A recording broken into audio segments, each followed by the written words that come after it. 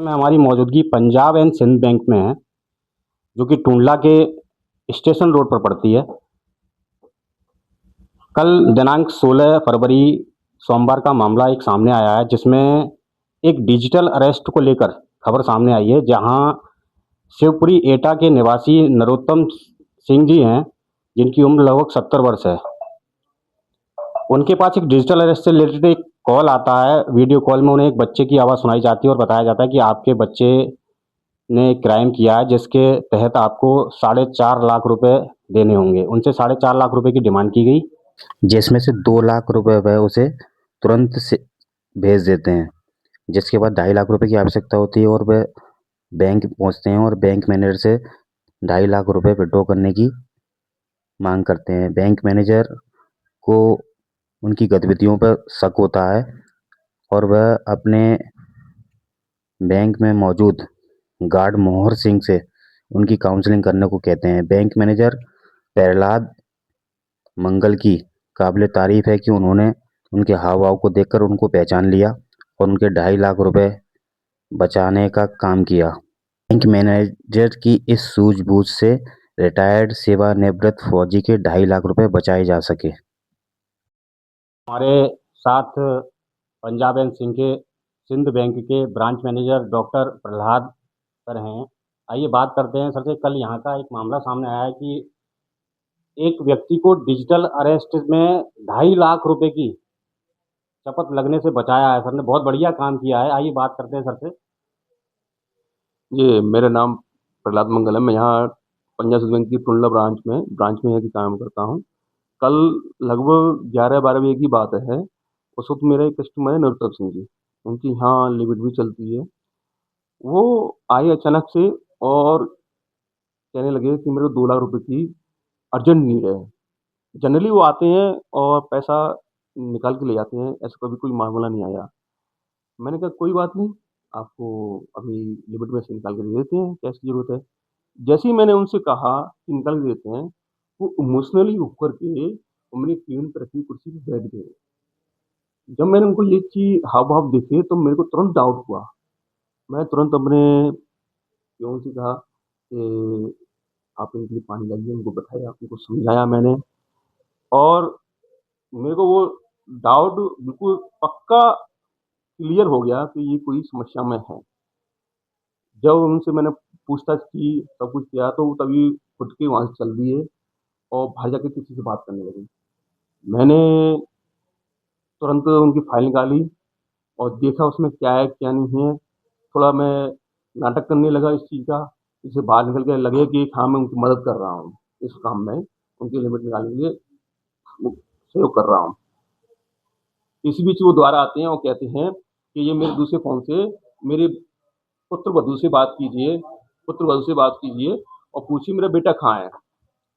तो मुझे doubt clear हो गया, तो मैंने वो फ़ोन दूसरा फ़ोन मैंने अपने गार्ड साहब को श्री मोहर सिंह जी को दिया और उनसे फ़ोन पे उन्होंने उनकी पुत्रवधू से बात की, मैं उनकी काउंसलिंग करने लग गया।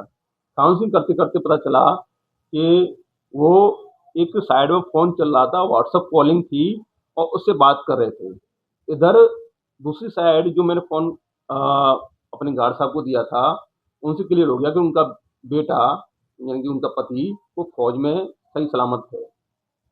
अब यहाँ पे जब चीज़ें क्लियर हो गईं, तो मैंने केबिन में अपने गार्ड साहब को बुलाया, व्हाट्सएप कॉलिंग में कोई बात चल रही थी, उससे बात हुई और एक छोटे से बच्चे की आवाज़ भी उसने सुनाई थी। हमने जो नरोत्तम जी हैं, वो भी फ़ौज से रिटायर हैं, उनको समझाया कि फौजी साहब ऐसी कोई बात नहीं है, आप धैर्य रखिए, आपका पैसा बिल्कुल सुरक्षित है, आपको कुछ नहीं होगा।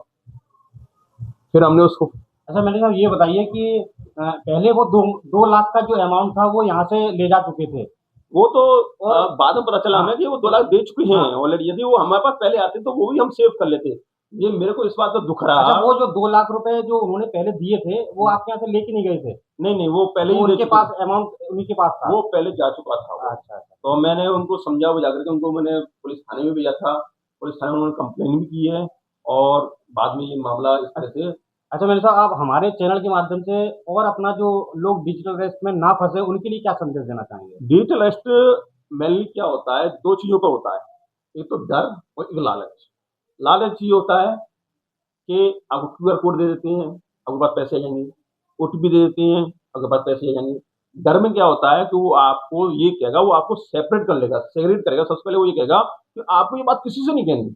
माइंड वॉश कर देते हैं। बिल्कुल माइंड वॉश करेंगे, ब्रेन वॉश करेंगे, वो किसी से नहीं शेयर करनी और चुपचाप यहीं बैठे रहना है, कमरे में बंद हो जाओ आप, किसी से कोई बात नहीं करनी। इस तरह इसको कहते हैं डिजिटल अरेस्ट। पूरा गेटअप तो ये करते हैं बाकायदा। उस वक़्त समझ जाना चाहिए कि कब और कोई भी पुलिस वाला पैसा कभी ऑनलाइन नहीं माँगता। ये हमारी सेवा के लिए होते हैं, पैसे ऐंठने के लिए नहीं होते पुलिस वाले। जो भी होते हैं, हमारी जो एजेंसियाँ काम कर रही हैं, वो कभी भी ऐसा कोई कृत्य नहीं करती जो उनके लिए खिलाफ हो या सरकार के खिलाफ जाएँ। नहीं, अगर ऐसा कोई मामला भी जैसे आता है, हुँ। तो क्या लोगों को क्रॉस वेरीफाई नहीं करना चाहिए इसके लिए? क्रॉस वेरीफाई सबसे पहले ये है कि हमें उस चीज़ से हमें सिचुएशन से निकलना चाहिए। वो सबसे पहले आपको ये रहेगा कि आपको कमरे में बंद करके हमें किसी और से शेयर करना चाहिए। कि अपने क्रॉस परिवार में ही शेयर करें किसी से। परिवार में शेयर करें किसी दूसरे के थ्रू। उससे बात करें, उसको कोई चीज़ लीक ना करें, अपनी कोई भी इन्फॉर्मेशन ना दें, ना ओटीपी दें, ना कुछ भी दें, ना पिन दें, किसी को ना दें। बैंक से रिलेटेड कोई भी चीज़ कोई ना भी दें। चीज़ ना दें और दूसरे फ़ोन से उसके द्वारा बात कराएँ। मैंने यही किया, मैंने उसी पतवंतु से फौजी साहब के थ्रू बात कराई।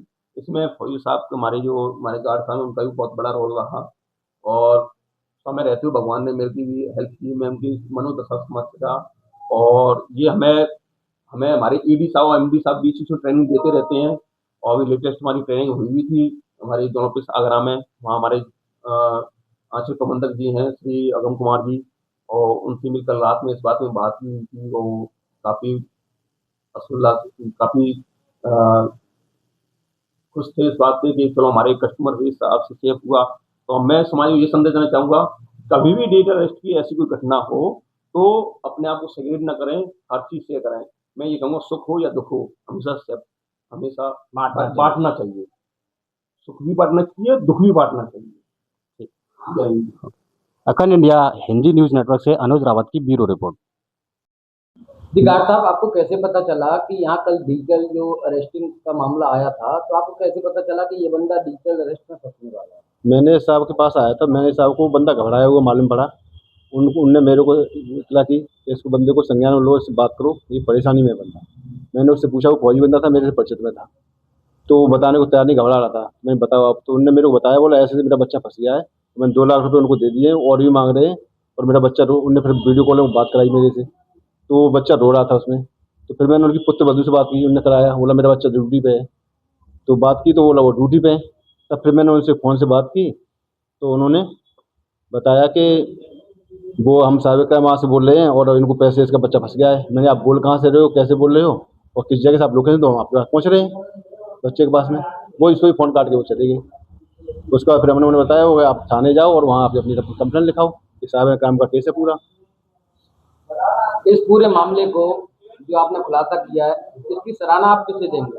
मैंने साहब को जाइए, मैंने साहब को पहले उनको हुआ था, उन्होंने बताया, तब हमने उनकी छानबीन की, तब उन्होंने बताया हमको जानकारी की।